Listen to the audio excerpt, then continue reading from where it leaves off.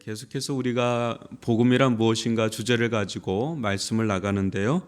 오늘은 로마서 1장 16절 17절 말씀 보겠습니다. 제가 말씀 봉독해 드리도록 하겠습니다. 내가 복음을 부끄러워하지 아니하노니 이 복음은 모든 믿는 자에게 구원을 주시는 하나님의 능력이 됨이라. 먼저는 유대인에게요, 그리고 헬라인에게로다. 복음에는 하나님의 의가 나타나서 믿음으로 믿음에 이르게 하나니 기록된 바 오직 의인은 믿음으로 말미암아 살리라 한가 같으니라. 아멘. 여러분들도 이 로마서 1장 16절 17절은 너무 잘 아는 복음에 대한 서술에 있어서 굉장히 중요한 말씀이죠. 복음은 하나님의 능력이다. 어떤 능력입니까? 모든 믿는 자에게 구원을 주시는 하나님의 능력이 된다. 그러니까 구약서부터 신약까지 하나님의 능력이 많이 나타났죠. 그런데 그 능력의 중심, 핵을 차지하는 것이라고 한다면 이 복음이다.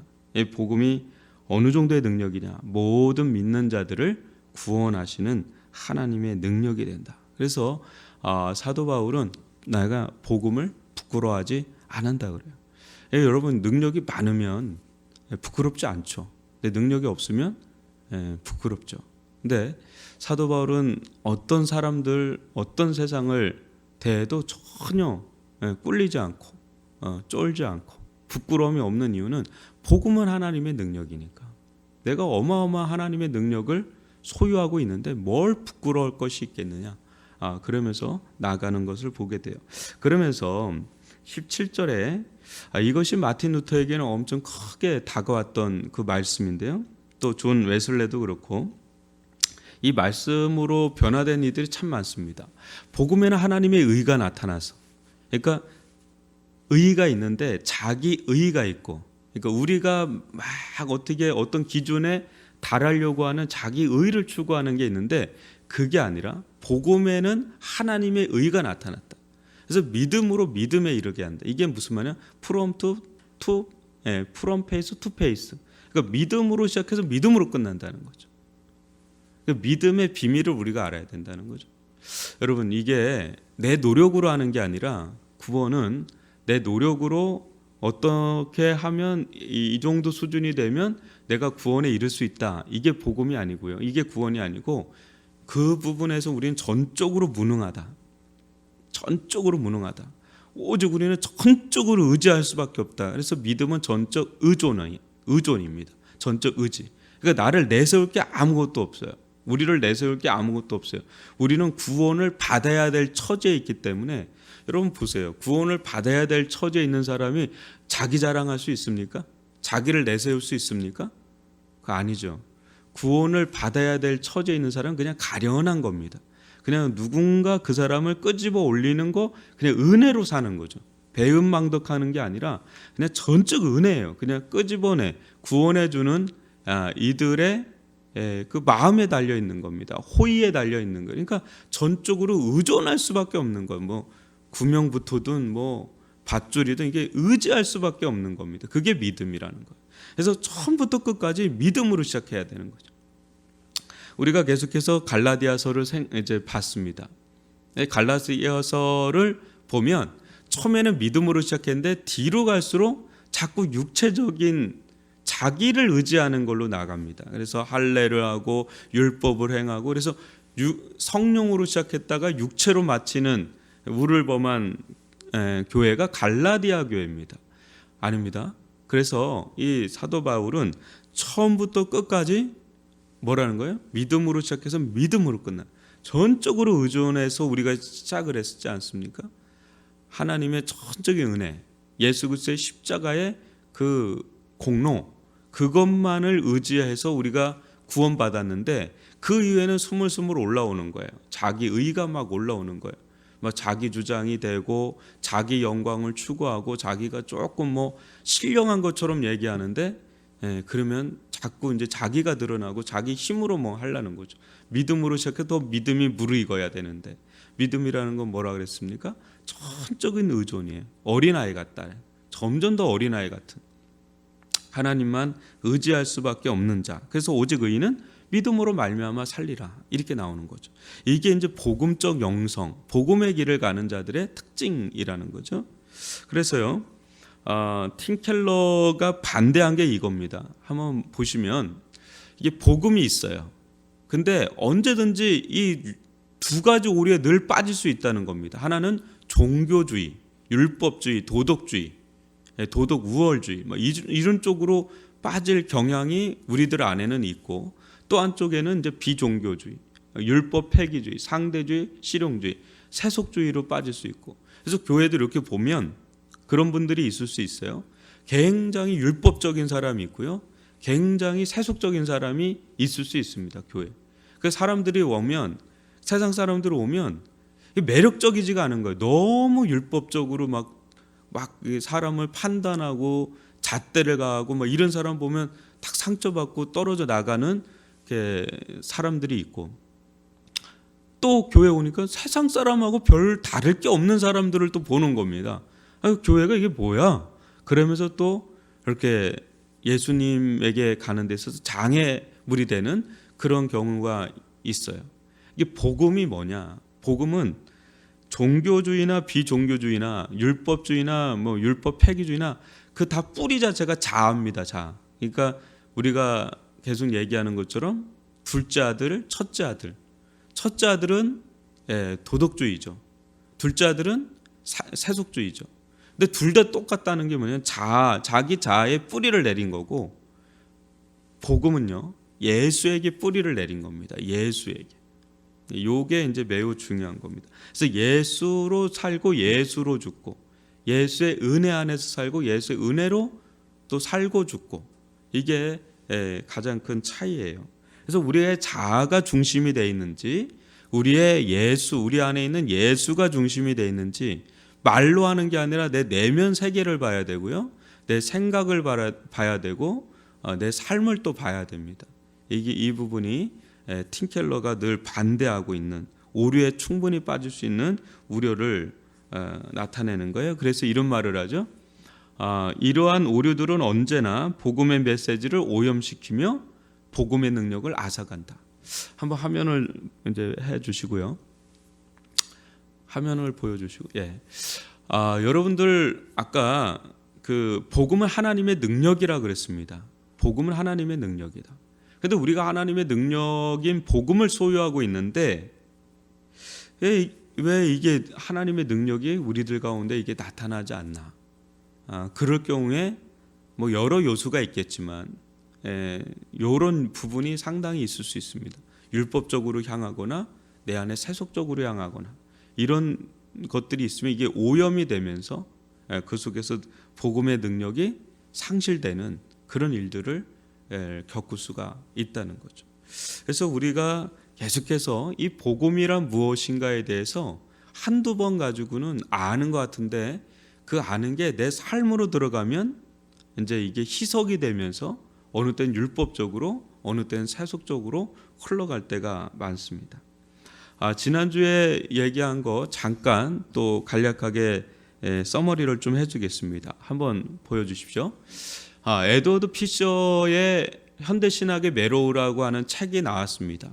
이 책은 에드워드 피셔라고 하는 평신도 의사가 쓴 건데, 그 전에 있었던 기독교의 좋은 서적들을 이분이 짜집기 편집을 한 거죠.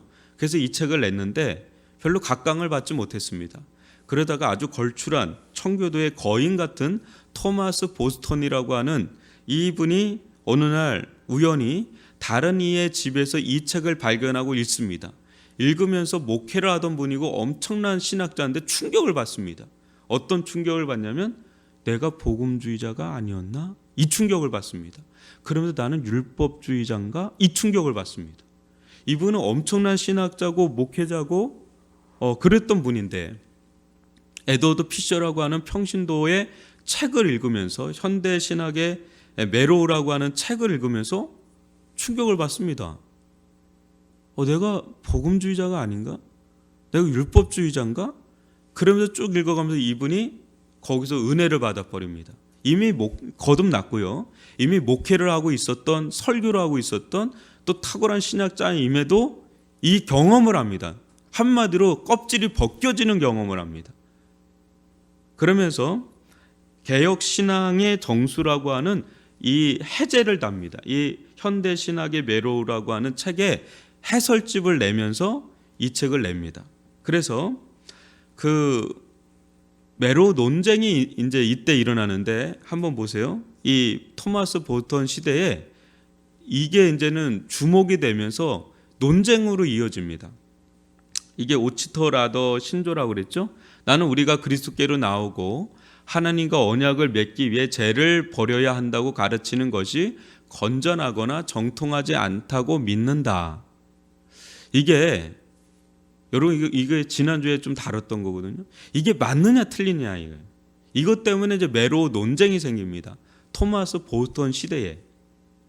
근데 이미 토마스 보스턴은 에드워드 피셔를 통해서 복음권으로 이분은 넘어왔어요.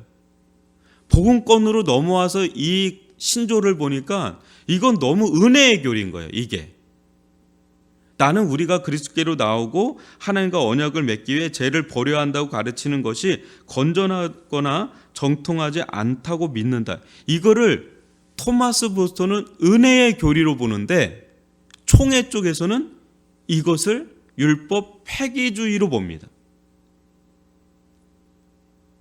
율법 폐기주의로 봅니다. 이거를 지지하는 자들을 율법 폐기론자들로 봅니다. 한마디로 세속적인 사람으로 본다는 거예요. 그 토마스 보스턴은 그래서 세속적인 목사가 돼버리는 거죠. 여러분 이 매로 논쟁에 있어서 그 다음으로 넘어가면 누가 복음주의인가, 누가 율법 폐기주의인가, 누가 율법주의인가, 이 논쟁이에요. 다들 토마스 보스턴을 따르는 사람도 복음을 믿고 있었고요. 그걸 반대하는 사람들도 복음을 믿고 있었어요. 다. 근데 부딪히는 거예요. 이 신조 하나 가지고 부딪혀서 총회 쪽에서는 토마스 보스턴 쪽을 율법 폐기론자라고 보고 토마스 보스턴은 총회 쪽을 율법주의로 보는 겁니다. 그런데 그 다음에 보면 팀 켈러가 오늘날도 이 문제가 심각합니다. 싱클레어 퍼거슨 교수님, 이 매로 논쟁을 다시 한번 이 시대에 달아주십시오. 너무 심각합니다. 해서 제안을 한 거예요. 그래서 그 다음 보면 싱클레어 퍼거슨 교수가 온전한 그리스도라고 하는 이 매로 논쟁 사건을 오늘날 적용하면서 쓴 책이 온전한 그리스도라는 책이에요. 그러니까 이게 무슨 말을 하는 거냐면 늘 나는 복음을 믿고 있는데 이 복음을 정확하게 알지 못하면 복음을 믿고 있는데 율법 폐기론자가 될 수도 있고 율법주의자가 될 수도 있다라는 것을 본다는 거예요. 여러분 우리는 진짜 복음 안에 굳건하게 선 자입니까? 아니면 복음은 아는데 복음은 믿는다고 하는데 율법 폐기론자처럼 사는 사람, 율법주의처럼 사는 사람 아닌가 우리가 좀 돌아볼 필요가 있습니다. 팀 켈러는 이런 얘기를 합니다. 바울은 우리가 복음 안에서 상상할 수 없을 만큼 낮아지고 또한 상상할 수 없을 만큼 높아진다는 것을 일깨운다. 여러분 이 비밀을 안 사람이 복음을 아는 거예요. 뭐라고요? 복음 안에서 우리는 어떤 자라고요? 상상할 수 없을 만큼 낮아진 자다. 그래서 겸손해요. 이 복음을 영접하고 복음적인 영성을 가진 사람은 일단 기본 겸손해요. 누구를 막 지적질하고 판단하고 정죄하지 않습니다. 왜? 자기가 그럴 자격이 없어요. 오직 판단하고 정죄할 수 있는 자격이 있는 분은 누구밖에 없어요? 나도 너를 정죄하지 않아야 하는, 예수님도 안 하는 짓을 우리가 할 수는 없지 않습니까? 하나님만이 재판관이시고요. 하나님만이 판단자라는 거예요. 우리는 그냥 죄인 중에 개수일 뿐이에요. 죄인 중에 개수가 누가 뭐 못하고 누가 어떻고 이걸 할 수가 있습니까? 상상할 수 없을 만큼 낮아진 자가 바로 복음 안에 있는 자들, 그리스도 예수 안에 있는 자들. 근데 그렇게 하면 자존감이 뚝 떨어지잖아요. 그래서 내가 굉장히 비참해지잖아요. 근데 거기서 끝나는 게 아니라 상상할 수 없을 만큼 높아진다는 거예요. 그리스도 예수 안에서 우리는 하나님의 자녀다. 죄로부터 구속받은 자유자다라는 거죠. 그리고 하나님의 그 무한한 영광에 참여하는 그런 복된 자다라는 그 자아 인식이 생겨버리는 거죠. 예. 그리스도 예수 안에서 내가 얼마나 풍성한 자인가 말이죠. 그러니까 내가 사도 바울이 그런 얘기 하잖아요. 내가 궁핍하거나 내가 풍부하거나 비천하거나 상관없이 나는 자족할 줄 알았다. 그게 능력이다 그래요. 그러니까 그게 능력이다. 뭐가 능력이라고요? 어떤 상황에서도 나는 자족할 줄 아는 게 능력인데, 자족이 능력인데 왜 그가 자족을 경험했냐? 궁핍하거나 또 풍부하거나. 풍부도 자기에게 전혀 영향을 안 미치고 궁핍함도 자기에게 영향을 못 미쳐요. 왜? 그 존재 자체가 풍성한 거예요. 그리스도 예수 안에서. 네, 그리스도 예수 안에 이 풍성함. 그러니까 비굴하지 않고 굴욕적이지 않은 거, 당당한 겁니다. 당신도 내가 이렇게 못 박힌 거 외에는 나와 같이 되기를 원한다. 이게 사도 바울의 당당한 고백입니다. 부끄러워하지 않아요. 세상에 나가서. 우리가 세상에 이거 있으면 든든하고 이거 있으면 막 있는 것 같고 하다가 그거 없으면 비굴해지고 비참해지고, 그게 그리스도인이 아니라는 거죠. 그리스도인은 그 자체로 그냥 충만한 거예요. 그 자체로. 그래서 풍부해도 그게 나를 영향을 못 미쳐요. 왜요? 요셉이 그런 거예요. 풍부해도 자기가 하나님과 동행하는 거에 비하면 그게 아무것도 아닌 거예요. 자기가 아무리 감옥에 있어도 당당한 겁니다. 왜? 내가 하나님과 동행하고 있으니까. 그 엄청난 분하고 통행하고 있으니까. 이게 복음이라는 거예요. 복음은 충만이에요. 복음은 충만해요. 근데 우리는 자꾸 확인을 어디서 받으려고 해요? 예수 안에서, 복음 안에서 자기를 확인받으려고 하는 게 아니라 세상 어떤 위치, 어떤 부, 어떤 성공, 어떤 명예, 어떤 권력의 자리, 여기서 자꾸 확인받으려고 하니까 그냥 계속 출렁거리는 거예요. 내가 이런 게 있으면 좋고 저런 거 없으면 다운되고, 이런 게 있으면 좋고, 자꾸 외부 세계에서 그냥 나를 확인하려고 하니까, 내 존재에서 확인하려고 하는 게 아니라 외부 세계에서 확인하려고 하니까 늘 다운, 업그레이드, 업다운이 계속되는 거죠. 여러분, 그랬으면 사도 바울은 벌써 그냥 넉다운 되고 맙니다. 여러분, 야고보서 1장 9절과 10절을 읽어드리겠습니다.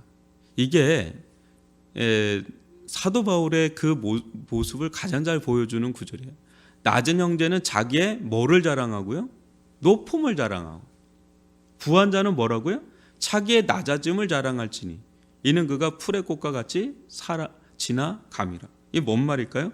낮은 형제가 가난한 형제를 가리킵니다. 이 본문에서는 뭘 자랑할 게 있어요? 가난한데 자기의 높음을 자랑해라. 제 얼굴을 보여주십시오. 자기의 높음을 자랑한다는 게 뭘까요? 그리스도 예수 안에서 얼마나 믿음의 부요함이 있는지 그걸 자랑하라는 거예요. 그리스도 예수 안에서 내가 얼마나 신분이 격상됐는지 그걸 자랑하라는 거예요. 가난한 형제들은 그걸 자랑하라는 거예요. 그렇지 않습니까? 우리가 비록 이게 삶의 어떤 방식이나 삶의 형태나 이런 거는 가난할 수 있어요. 또 몸이 안 좋을 수도 있고. 근데 자랑할 게 없나? 아니라는 거죠. 자랑하라는 거죠. 자랑하라. 너의 높음을 자랑하라. 너의 높음을 자랑. 이게 뭘 자랑할 게 있다고 높음을 자랑하라? 학위를 자랑하라고요? 스펙을 자랑하라고요? 내 가문을 자랑하라? 그게 아니라 그리스도 예수 안에서 격상된 존귀한 신분을 자랑하라는 거예요. 네. 하나님의 왕의 자녀지 않습니까? 하나님의 자녀지 않습니까? 그걸 적극적으로 자랑하라는 거예요. 그 부한 자는 뭐라고요? 자기의 낮아짐을 자랑하래. 낮아짐을 자랑하래. 부한 자는 왜요? 그거는 풀의 꽃과 같이 사라질 거 가지고 그거 잡고 있지 말라는 거예요. 하나님 앞에, 영원하신 하나님 앞에 우리가 가져 있는 거는 언젠가 다 사라지고 말 거. 그거 잡고 그걸 자랑하지 말고 자기의 낮아짐을 자랑하래. 뭐죠? 이 육신은 언젠가는 다 사라지고 마는, 정말 나는 보잘것없는 아무것도 아닌 자임을 좀 알고 그걸 드러내라는 거예요. 그걸 드러내라. 이 복음은 그런 겁니다. 복음은요, 우리로 하여금 상상할 수 없을 만큼 낮아지게 하면서 상상할 수 없을 만큼 우리를 높아지게 만드는 게 복음이다라는 거죠. 그래서 어떤 분이 이런 얘기합니다. 복음 안에서 우리는 아무것도 아닌 자면서 동시에 복음 안에서 우리는 이루 말할 수 없는 영광에 참여한 자들이라. 제가 하는 얘기입니다. 이건 제가 이거 요약한 겁니다. 복음 안에서 우리는 아무것도 아닌. 제가 왜 이거를 묵상하게 되냐면, 다시 화면을 보여주십시오. 이걸로 오늘 좀 마치겠습니다. 제가 왜 이 얘기를 하냐면, 제가 요즘에는 20대 처음 예수님 만날 때 생각이 자꾸 나는 겁니다. 생각이 뭐가 나냐면, 그때 나는 진짜 아무것도 아닌 자라는 생각이 너무 많이 들었는데, 어느 순간인가 또 목회를 하고 목사가 되고 이렇게 살아오면서 내가 좀 그래도 신앙 연차가 얼만데, 내가 목회한 지가 사역을 한 지가 얼만데, 자꾸 내가 뭔가 아무것도 아닌 게 아니라 뭔가 있는 사람이라는 생각이 자꾸 드는 거예요. 처음 예수님을 만났을 때 생각을 해보게 됩니다. 그때 정말 그냥 영육간에 아무것도 아닌 자라는 인식이 진짜 강했는데, 이게 더 깊어져야 되는데 여기에 자꾸 때가 꼈구나. 내 안에 때가 꼈구나. 영혼에 때가 꼈구나. 자꾸 뭔가 된 것 같은 거예요. 뭔가 된 것 같은 거예요. 뭔가 된 것 같은 거. 자꾸 뭔가 된 것 같은 거예요. 이게 참 문제구나. 이게 참 문제고. 그러면서요, 아무것도 아닌 자, 그냥 무익한 종입니다. 전 마땅히 할 바를 한 것뿐입니다. 근데 자꾸 나를 드러내고 싶은 거예요. 나는 그래도 이걸 했다. 난 그래도 이걸 했다. 난 그래도 이걸 했다. 뭐 이런 마음이 드는 것 자체가 이미 이게 은혜에서 너무 멀어져 있는 모습을 보게 되는 거예요. 정말 주님 앞에서 갈수록 아무것도 아닌 자인데, 고린도전서에도 사도 바울이 그러잖아요. 아볼로파냐 바울파냐 하는데 우리는 아무것도 아니로되. 정말 우리는 아무것도 아니지 않습니까? 정말 우리는 아무것도 아니에요. 근데 우리를 우리 되게 한 게 있죠. 그 뭡니까? 하나님의 은혜예요. 그냥 그분의 은혜 아니면 정말 우리는 아무 소망이 없는 자였잖아요. 우리가 구원을 받을 수가 있습니까? 우리가 믿음을 가질 수가 있습니까? 주의 사역을 섬길 수가 있습니까? 주의 일을 섬길 수가 있어요. 아무것도 아닌 자였잖아요. 근데 그냥 그분의 일방적인 사랑이에요. 그냥 일방적인 은혜로 그냥 우리를 택하시고 우리를 구원하시고 우리를 그냥 쓰시는 것뿐이잖아요. 내가 뭘 잘난 게 있다고 쓰임을 받을 수가 있어요. 그냥 쓰임 받는 거 하나만 해도 감사해서, 어떻게 나 같은 것이 이렇게 쓰임 받습니까? 어떻게 나 같은 것이 주보를 나눠주고 교회에서 청소라도 하고 주의 전에 와가지고 뭐 이거 하나가 그때는 그렇게 감격스러운 때가 있지 않습니까? 또 어느 순간부터 마음이 부풀어 오르지 않습니까? 진짜 은혜 아니면 우리는 이 자리에 설 수도 없어요. 기도할 수도 없고요. 말씀을 헤아려 들을 수도 없고 믿음을 가질 수도 없고 우리 아무것도 없는 자예요. 그냥 세상에서는 뭐가 있을지 모르지만 하나님 안에서는 우리는 완전 nothing, 아무것도 아닌 자였지 않습니까? 그저 은혜로 우리가 여기에 쓴 거 아닙니까? 은혜로 어떻게 됐죠? 이런 말할 수 없는 영광에 그냥 참여한 그냥 은혜 받은 자예요. 사랑받은 자입니다. 이것을 우리가 깊이 누리는 자, 이 사람이 진짜 복음의 영성을 가진 자고요. 복음을 아는 자라는 거죠. 저는 우리가 이 사도 바울의 길, 또 예수님 가신 그 길을, 또 야고보 사도도 그렇고요. 그 길을 가는 자들, 복음의 은혜 가운데 내가 본래 어떻던 자인지를, 본질이 어떠한 자인지를 좀 알고 처음부터 이랬던 자가 아니라 본질은 아주 소망 없던 죄인이죠. 외인이었죠. 이방인이었죠. 근데 주님의 그 일방적인 은혜로 그 무시무시한 어마무시한 그 은혜와 사랑 속에 이렇게 살고 있는 거, 이렇게 믿음 안에 있고 구원을 받고 주의 일을 섬기고 주님을 알고 또 주님의 일을 섬길 수 있다는 거, 이거에 대한 무한한 감사와 감격이 우리 안에 살아날 수 있기를, 우리 안에 그 부분이 더 깊어져가는, 그러니까 시간이 갈수록 이것이 깊어지고 깊어지는 자들, 그 길을 가는 자들이 정말 제대로 아까 말한 율법주의도 아니고 복음 폐기론도 아니고 복음에 깊어져가는 그런 자인 줄 믿습니다. 그런 은혜를 누릴 수 있는 그런 자들이 될 수 있게 해달라고 우리 이 시간 주여 한번 부르고 기도하다가 자유롭게 마치도록 하겠습니다.